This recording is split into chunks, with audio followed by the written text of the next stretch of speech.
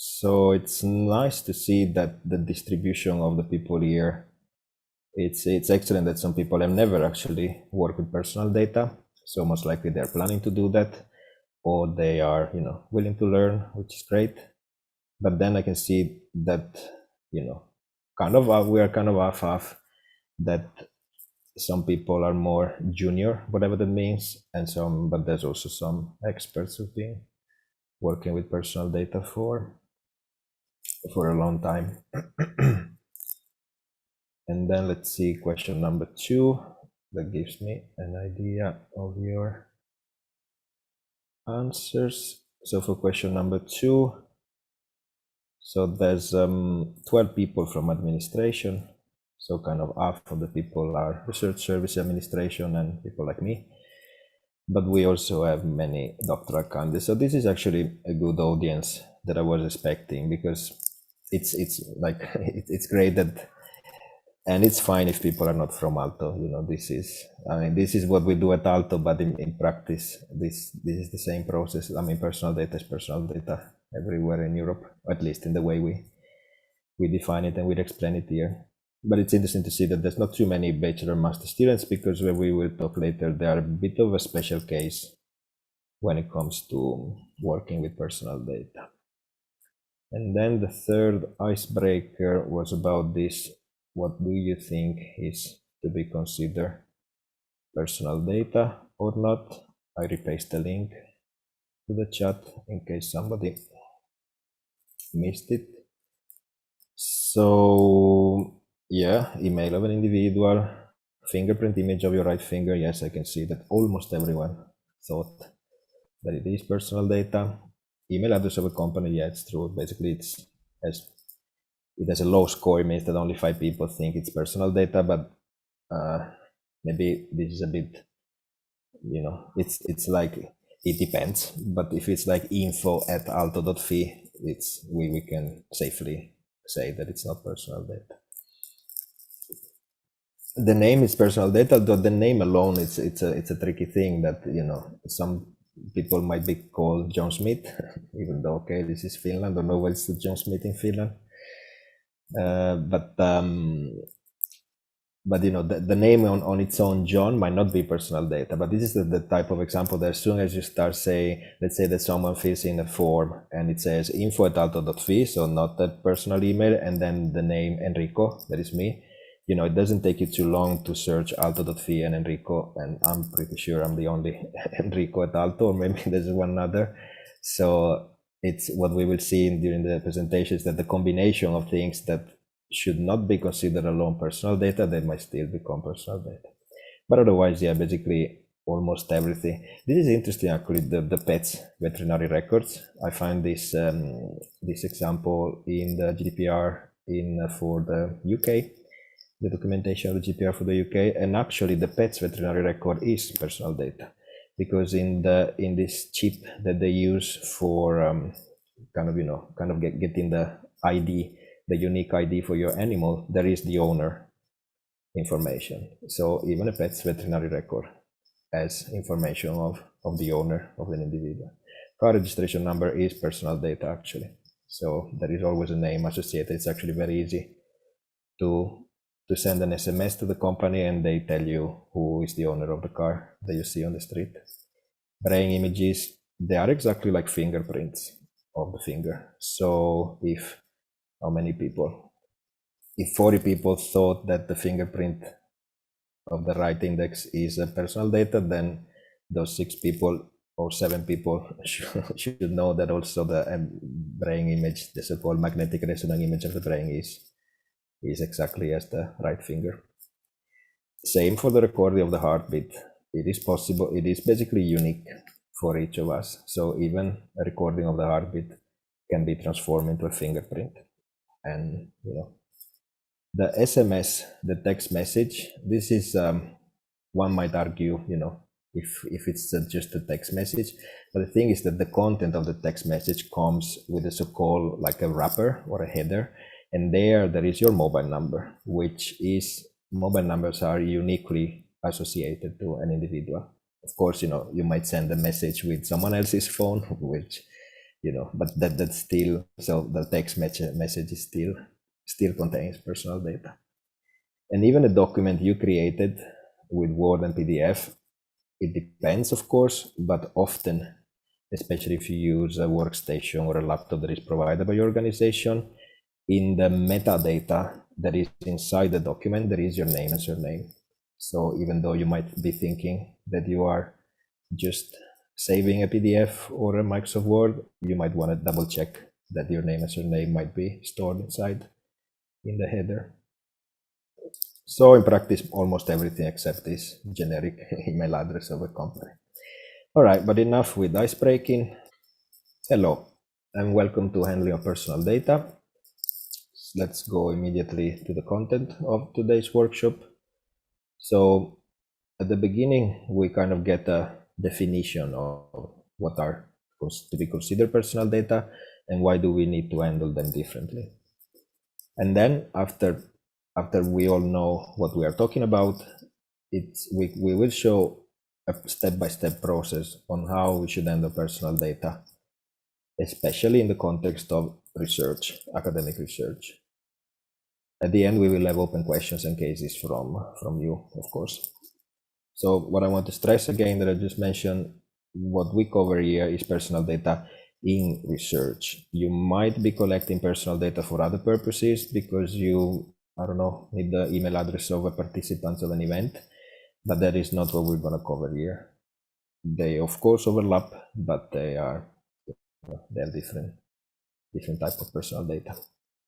And in general, the slides that I just gave you, and you will also get as a PDF when the video will be online, they can be reused if you mention them, and thanks to previous people who have been working on these slides, like Päivi Lindström and Antti Rousi. Okay, so let's start with some references. It's always good to get your links straight. And the slides that I share with you, all the links are clickable, so you don't have to worry about taking screenshots or trying to remember things. But basically at Aalto, everything when it comes to handling the personal data in research is in that webpage that I linked there. So if you are in a hurry and need to leave right now, at least save that webpage because find everything. Then there are other great amount of resources on the internet. I added this link from the social archive from Tampere University, which has nice considerations of the types of personal data and how we should treat them. Can we anonymize some of them, etc., etc. But in general, we, data agents, data manager, whatever you want to call us, we are available at this email address, researchdata@aalto.fi. And of course, you can always check with your department legal advisor or data agent, data person. All right, so I guess that for introducing what is personal data, Maria Rebinder would be the best here. So Maria, if you want to switch your microphone. Yeah, so welcome also from my side. Personal data is defined in the General Data Protection Regulation, which is binding legislation in all EU ETA area.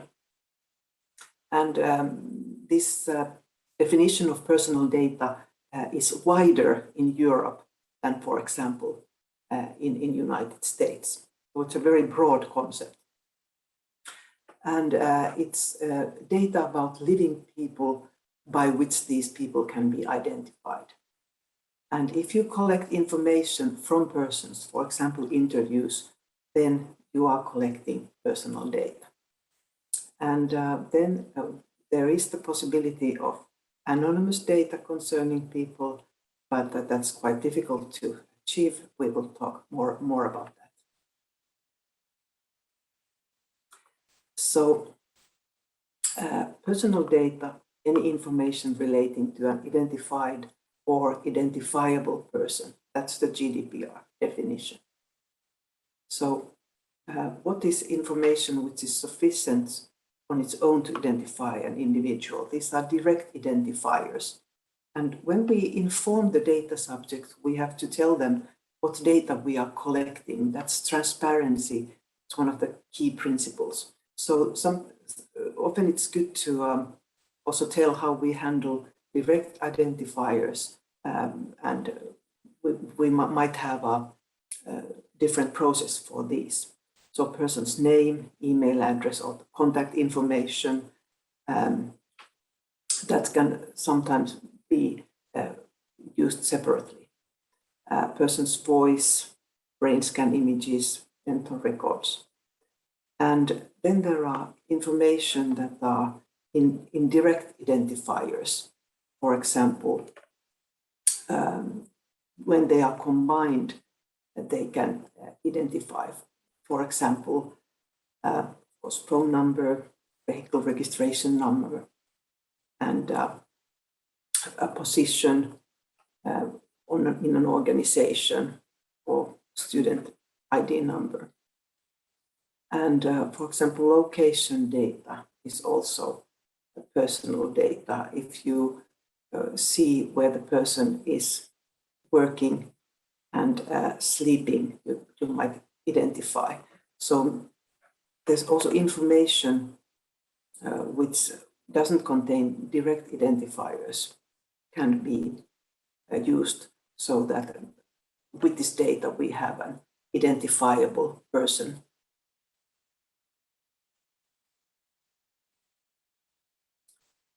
And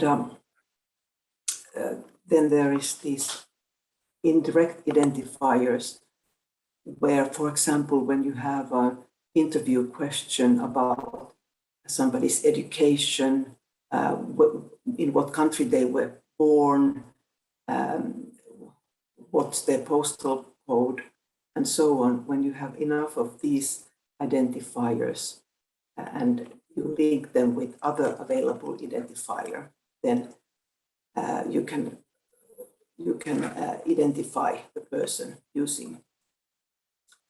So all these types of information that can lead to a person being identifiable person is personal information. And the view that GDPR takes to processing of personal data is that we should reduce the risks to data subjects. So data subjects are the persons whose data is handled.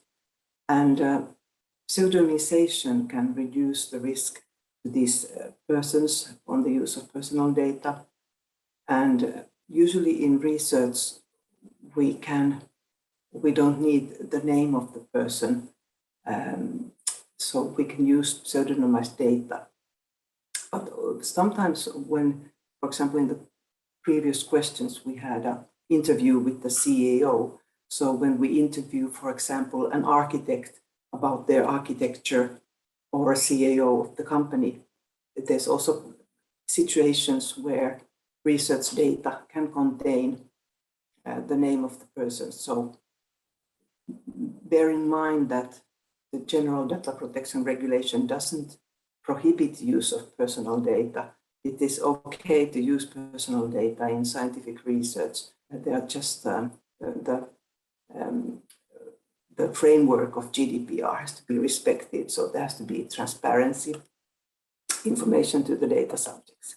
And then when the data minimization, so if we don't need the actual names or addresses, so we can use the pseudonymized data. And the anonymization is really difficult to achieve. So in pseudonymization, if we remove the identifiers or replace them with code, which are kept separately and protected, then we can achieve pseudonymization. And as long as we keep these codes, as long as it's possible to still connect the real personality to the research data, the real identifiers to the research data, that long the data remains personal data.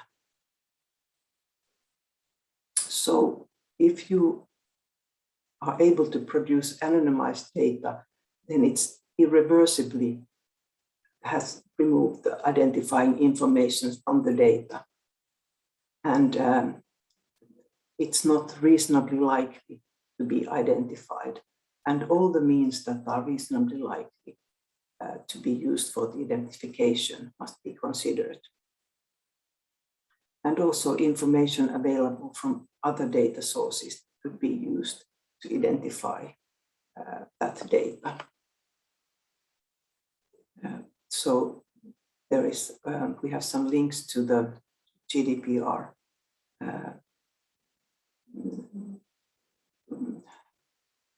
definitions of anonymized data. And in GDPR recital 26, there's a list of the objective factors to be taken into account when determining whether a person is still identifiable. The cost, the amount of time required for identification, the available technology at the time of the processing, and technological developments. So if the data is anonymous at a certain given time, the data controller should keep an eye on technological developments and assess the anonymity of that data from time to time to see if now there's available technology so that data that previously was anonymous is now still has identifiable information of a person.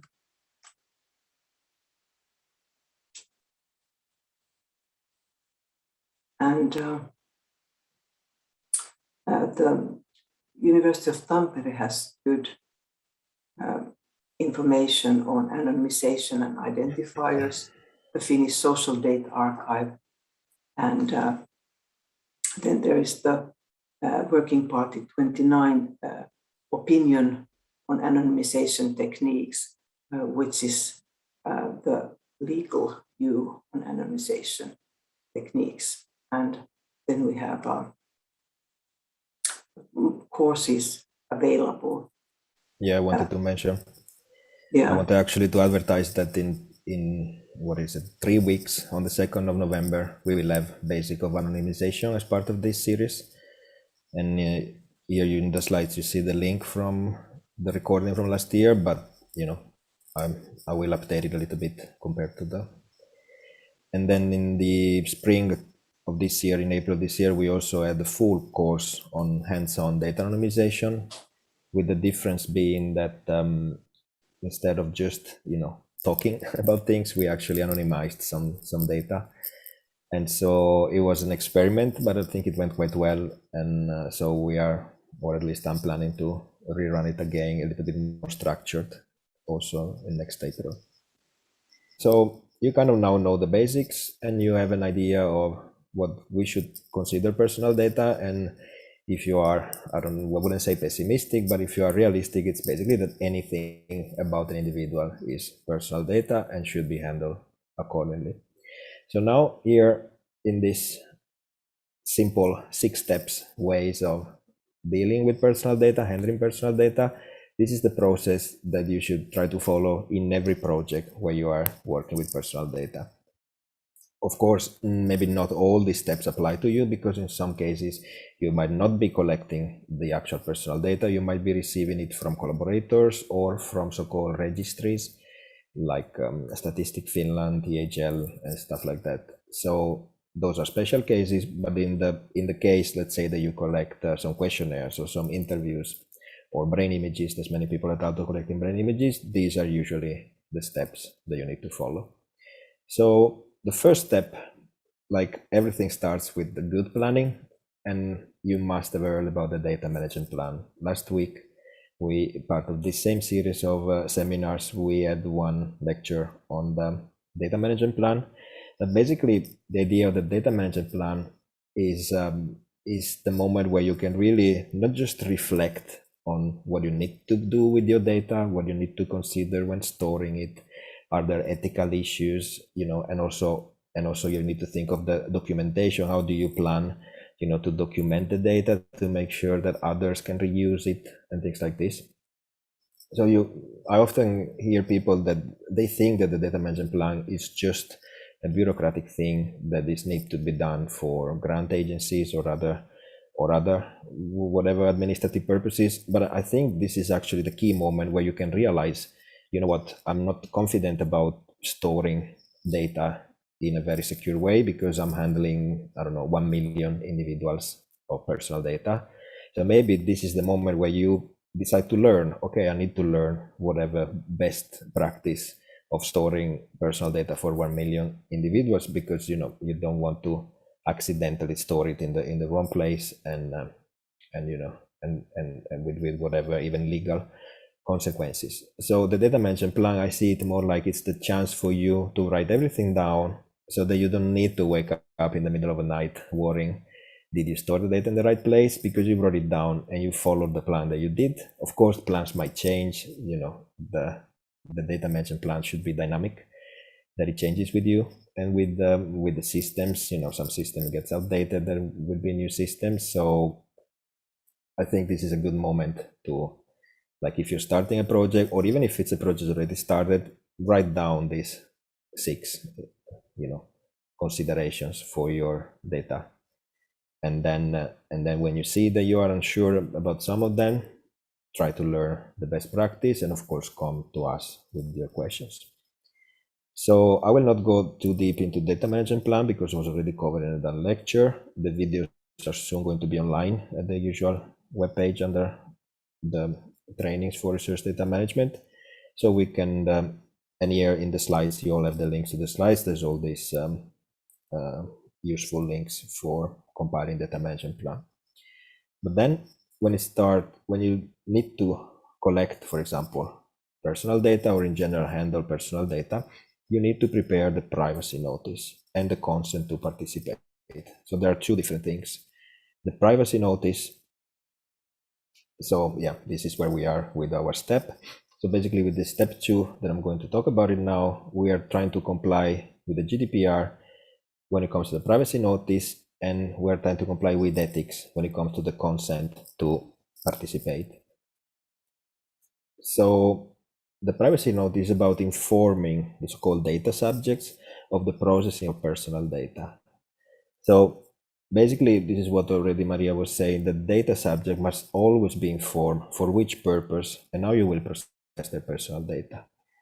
And this information, in the way it is given to the subject, it can of course vary depending on what data you need to be collecting, because if in the end you don't really need, for example, the exact birth date, you can just collect, you know, some ranges of ages.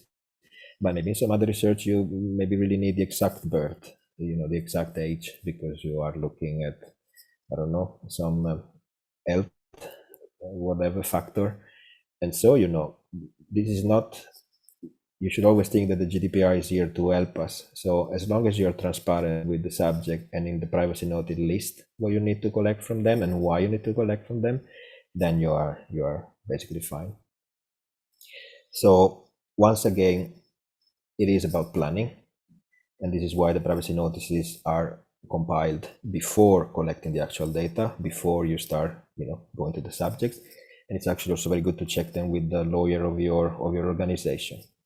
But in general, it relates to the kind of life cycle of the data. So the privacy notice covers things like not just which type of personal data that you are going to collect, or if you don't collect it, from which sources you receive it, but you should also specify things like who is the controller and processor of data. Now, I don't know if Maria wants to kind of specify better, describe these 2 terms that are specific to GDPR, the controller and the processor. Yeah, thank you. Yeah, it's very important who is the controller, because the processor can only use the data according to the instructions of the controller. So the controller name also tells you that it's in control, and the controller can give some part of the research to be done by a processor, and then the processor must only process the data according to controller instructions.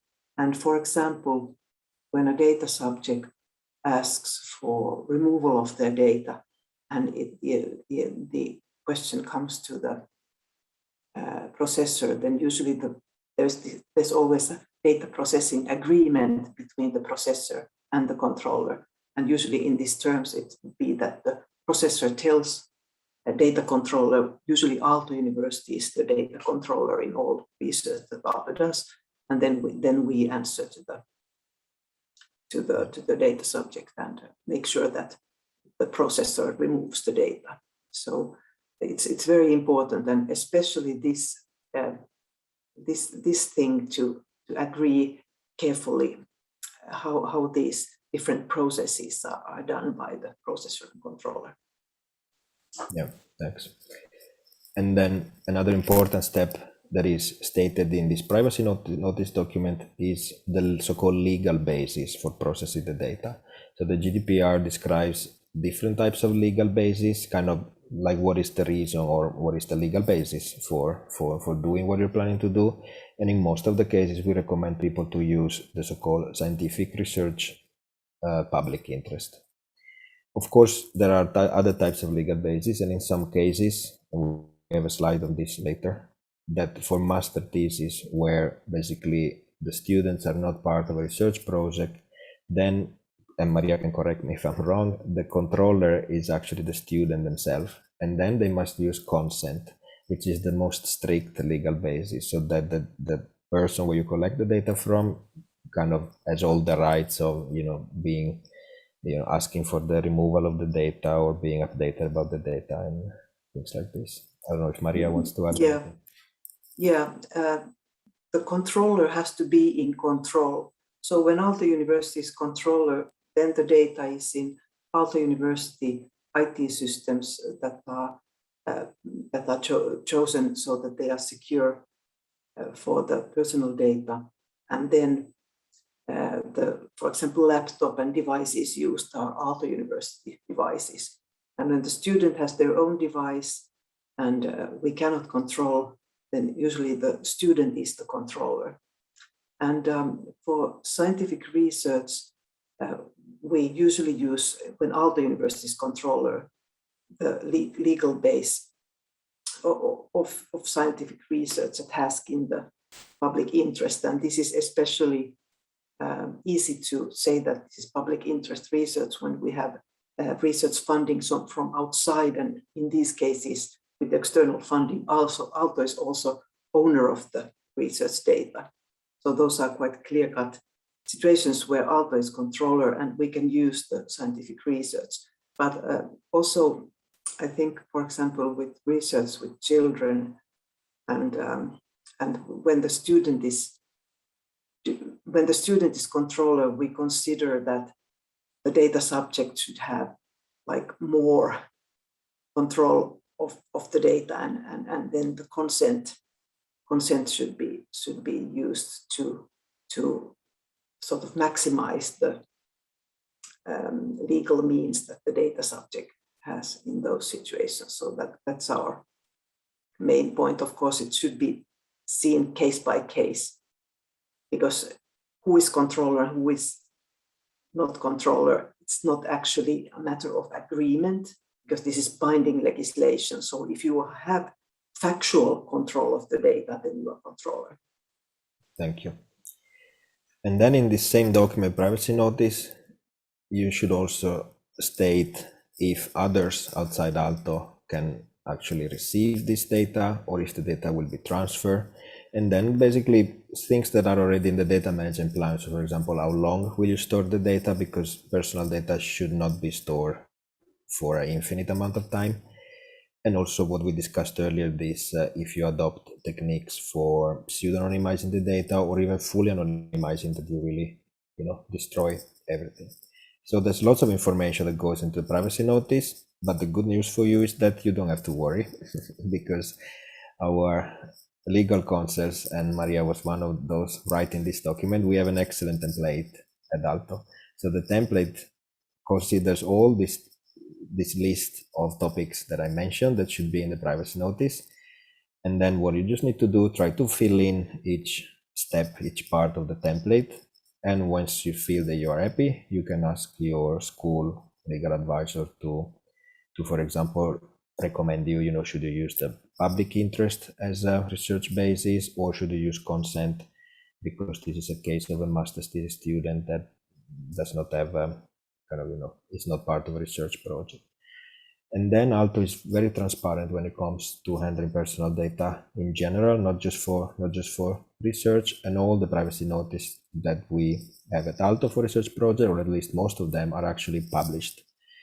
This is really good in my opinion, because if I come to your experiment and you, for example, collect brain images of my head, I might, want to know later. I might think about it later, did I do the right thing? I can still go back to the document. I can still read the privacy notice. Our legal counsels try to write this privacy notice, it's difficult to not make them sound too technical, but they are as written in a way that they are easy to understand and accessible. So then, well, this was already a bit covered by what Maria was just saying, but in general, this relationship between the processor and the controller, in most of the cases, it means that you are employed by Aalto and you are part of a research group or research project, and the controller is Aalto. So in general, you don't need to worry. But of course, this might not be the case for all of you, and this is where the reflection might start. You start from the privacy notice template and then eventually come and ask help from your legal advisor. So the basic criteria that you can think of is answering this question: is the person employed by Aalto? And then you know if this is the case. There are more complex cases that we don't need, of course, to go into detail here, but you might belong to projects from multiple organizations, multiple universities, or university and hospital or whatever. So there you might have the so-called joint controllership, where it's not just Aalto or just, I don't know, Helsinki University Hospital that is the controller of the data, but you might have these agreements between multiple parties. Okay, what else do we have here? So then when it comes about sharing personal data outside Aalto University, once again, transparency is the key. GDPR on its own is not that it's forbidding sharing data, sharing personal data or storing it somewhere else, but it's always important to basically consider, the data that you are sharing and who you're going to share it.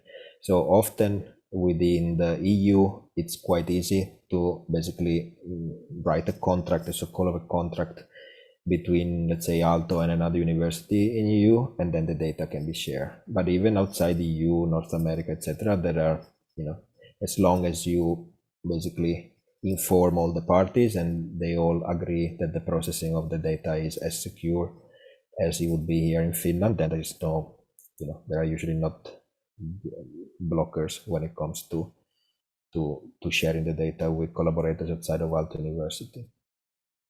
And then another important topic that I mentioned here.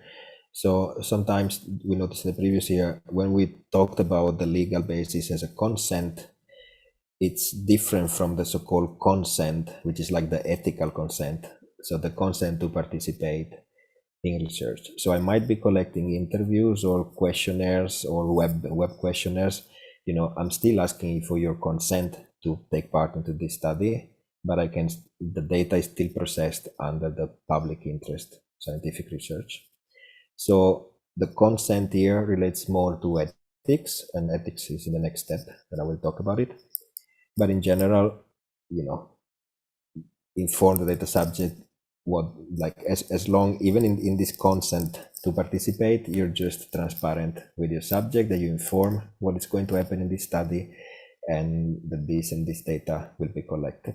So this is why we always have two documents: the privacy notice that describes what type of personal data and where is it stored and things like this, and then the consent to participate. So now we have two slides relating to the master's and bachelor thesis. I don't know if we need to cover them because there were only 3 master's and bachelor students. So for the sake of speed, I will skip them now. But of course, if those 3 master bachelor students have questions at the end, we can address them at the end. But of course, you have the information there in the slides. All right, so where are we in the process? We wrote the data management plan and it's clear and we know what to do. The privacy notice is ready and also the consent form is ready. So now you're almost ready to start collecting data. But in some cases, before collecting the actual data, you might need to go through ethical review. So in general, as I often say, ethics is not law. So in this simple picture, we have the space, the domain where law exists, and the domain where ethics exists. In the ideal case, they would overlap, but in practice, in many countries, they are completely disjoint. In Finland, I think ethics and law tend to overlap, but they are two different things. So in general, the ethical review is needed when you are going to collect or use data from human participants, and you need to consider what the so-called TENK, the Finnish National Board of Research Ethics, specify for ethical review with the human subjects.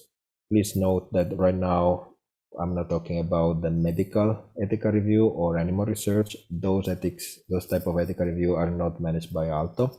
So for those, you need to go to Esk University or Ås. And that type of ethical considerations are not the same that are described in this TENK by the TENK organization. So in the document that is linked here, which is in Finnish, Swedish, and English, and it's an excellent book. It takes a few minutes to read. There's not too many pages. These are the TENK guidelines for ethicality in research with human participants, and these are the 6 points. So if you believe that your research project that you're planning to start is going to kind of touch any of these 6 points, then maybe stop and apply for ethical review. So of course, now the point here, we're not having a review on lecture, so we're not having a lecture on ethics, but in general, you might want to think if, for example, the participation in the research deviates from the principle of informed consent, like you're studying somebody and they don't know that they're being studied. In some cases, this is done. Or if the research involves intervening in the physical integrity. So, for example, if you put your subject into a scanner, like the MRI scanner, it's very difficult for them to just escape from the experiment. So, you are blocking their, you are intervening in their physical integrity. Special consideration when the research project is working with data from minors.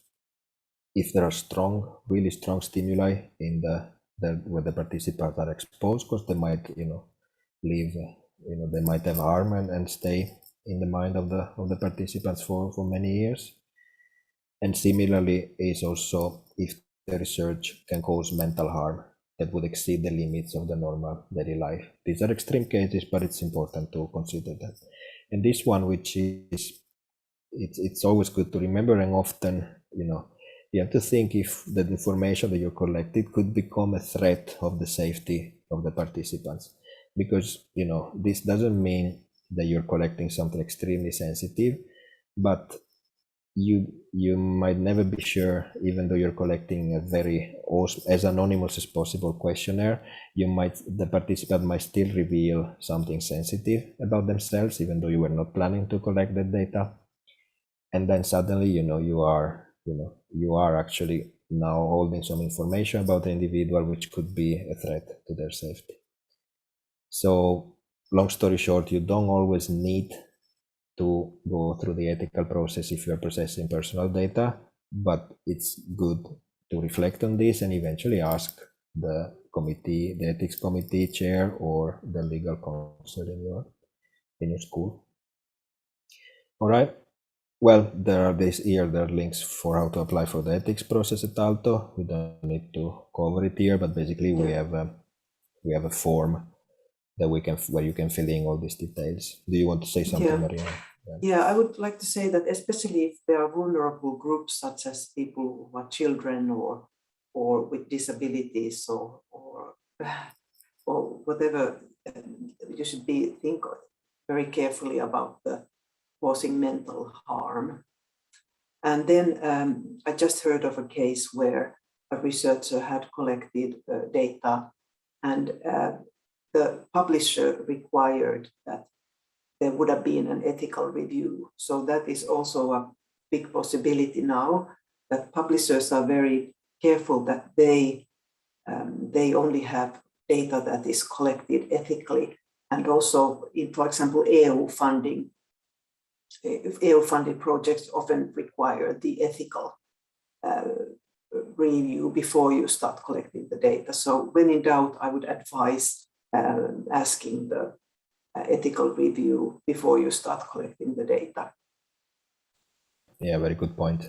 And I also remember that some of these cases, if it ends up that your publisher needs to have the ethic review and you didn't do it, the ethics committee can still release a statement in the lines like, in Finland, this is not needed to go through ethical review, but here is our opinion. Yeah, but study, so. I just heard of a case where the publisher said that this is not going to work for them. It has to be done before the. Yeah. Okay. And also I have an EU case where. Okay, so I think this has become stricter now than before in those cases that I hear. So it should be done before starting the data collection. Okay, so more work for the ethics committee. Okay, so now where we are in the process, you kind of took care of all the planning, the data management planning, the preparation of the legal privacy notice, the consent form, and eventually even the ethical review. So now you can actually start the data collection, the personal data collection. And here, as we always say, you are the experts. You know what is the best practice in your field, and you know how the data should be collected. There's no, I don't think anyone can come and tell you if you are doing something wrong. Then of course, if you aren't sure, this is a learning moment for you. And here at Aalto, from others who are using similar technologies to collect data, you can always learn and ask about the best practices. And when it comes to personal data collection over the web, well, of course, as always, ideally do not collect personal data over the web.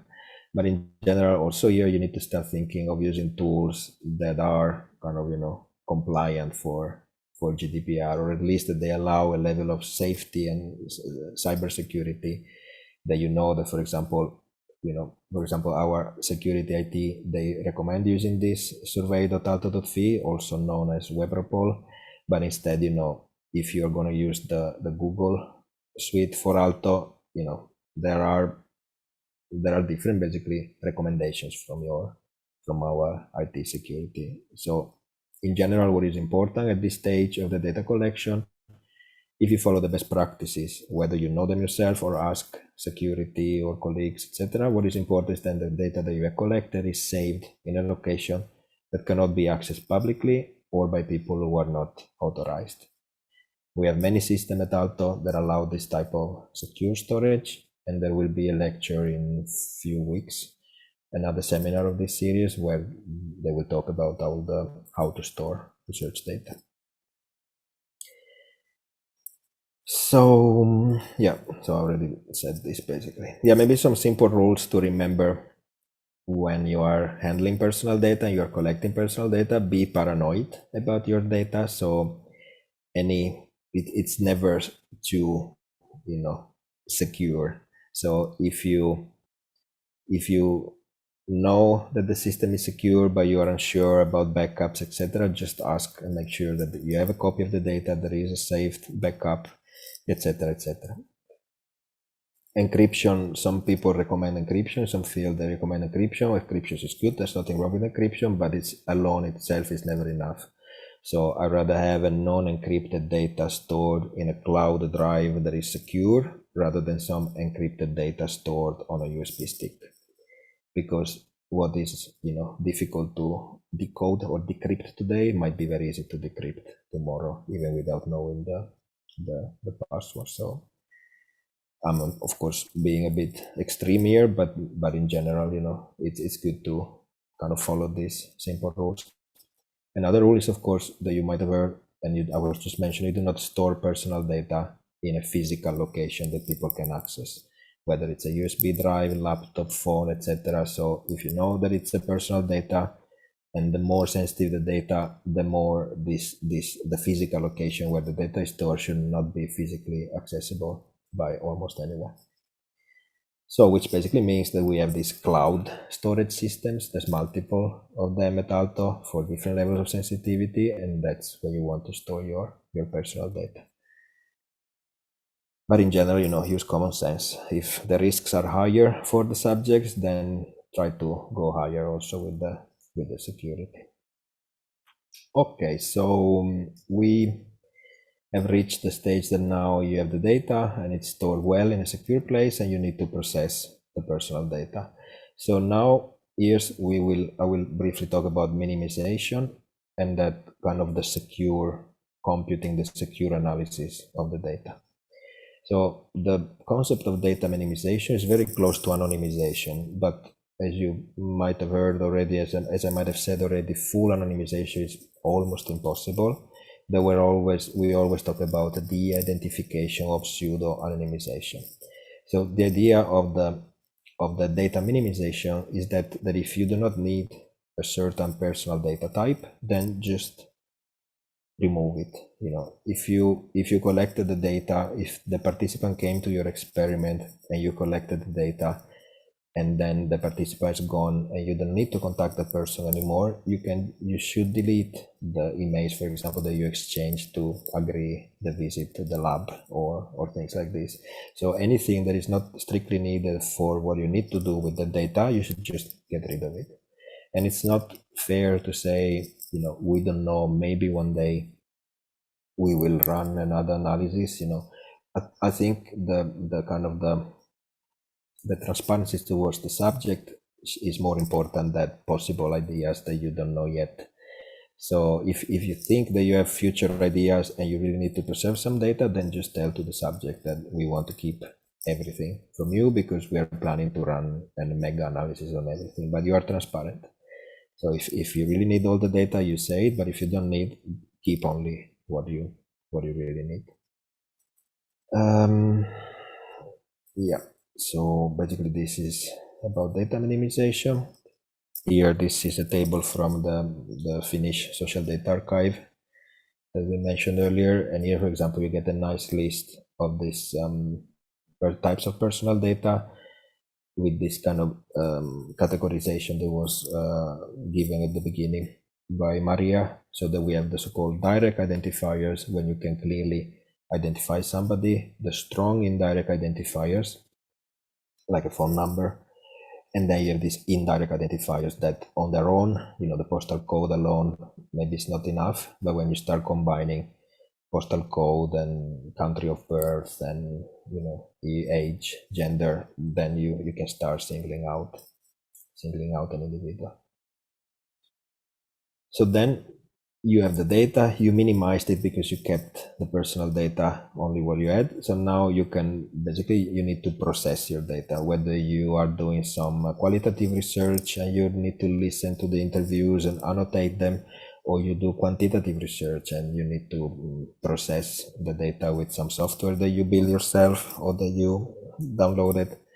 So if the data is supposed to stay in the secure storage system, then the computing can also happen in the cloud. So this is the so-called remote computing. Here in this page under Aalto Scientific Computing, which is I'm part of Aalto Scientific Computing, where we do also training on this kind of high performance computing and secure computing on remote systems. There are different options. A very simple one to start using immediately is this vdi.aalto.fi, where you can basically get the same workstation that you would get when you visit your office, but it's in the cloud. It's a virtual desktop, and there you can still see, sensitive data, for example, that you are working on, and you can edit it or listen to the interviews and other stuff like this. And then that's the Triton high performance computing for those cases. VDI is not good if you have intensive computing like machine learning, artificial intelligence, GPU computing. So for those cases, we have the Triton cluster. Of course, there are other services in Finland that are also available for everyone who's doing research in Finland. And CSC, I should actually add the link. There's a new system called SD Desktop, which is very similar to the vdi.aalto.fi, if not almost identical. And there, depending on your needs, it's you can basically make sure that the analysis of the data can happen in a secure way.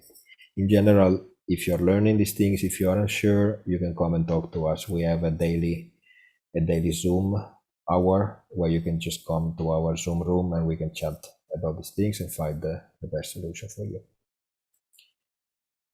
So other data processing duties. So of course, you collected the data, you are analyzing the data, and you're following the best practice in your field, but there are other duties because this is still personal data and there are still rights related to the participant, to the individual.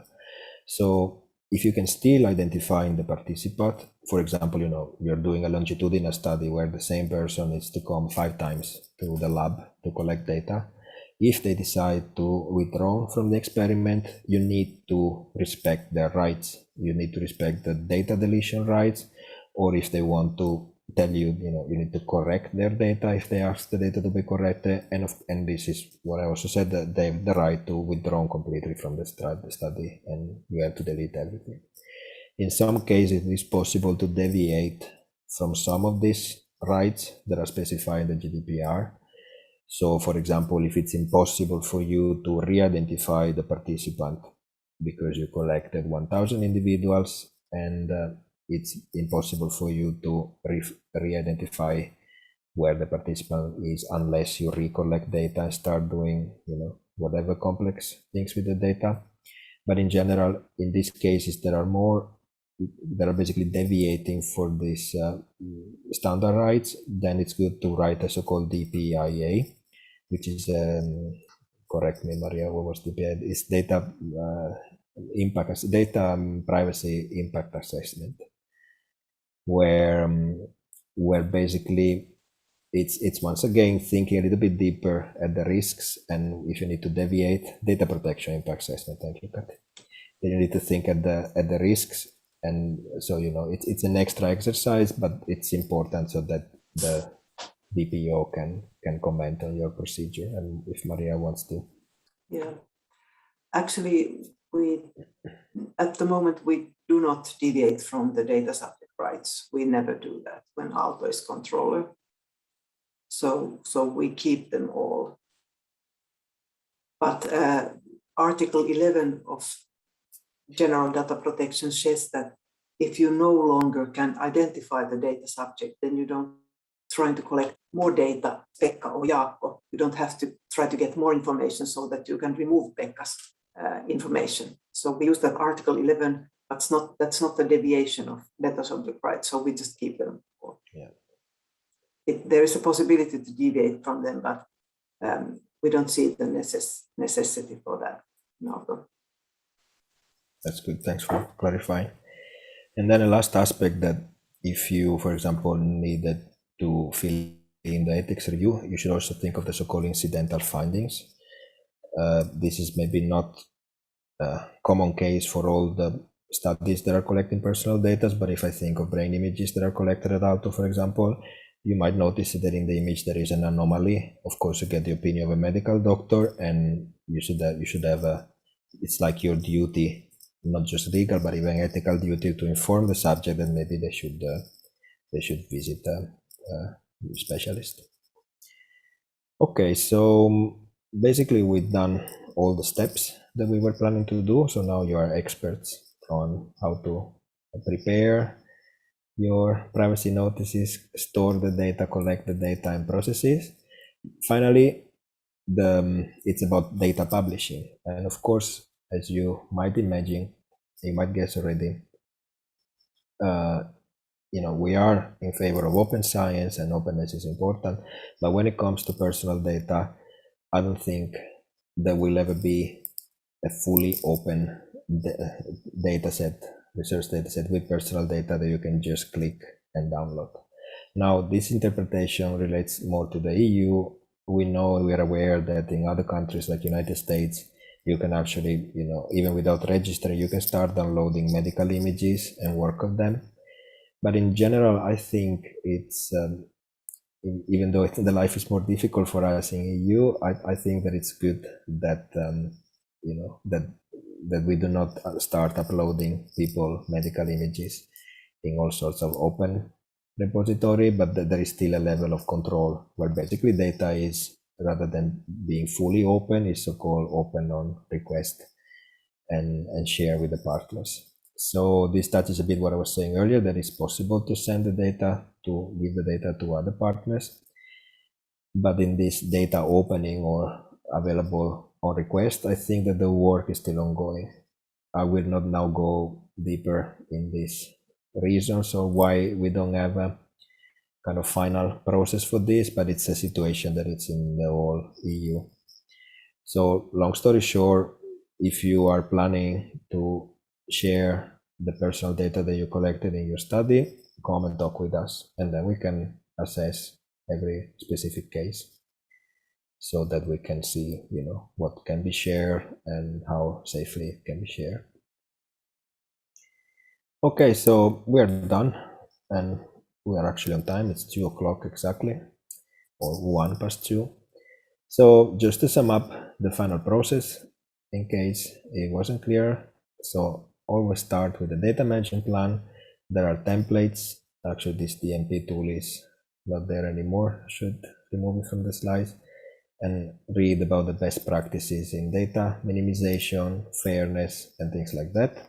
So start with a good plan and learn what you miss in the plan.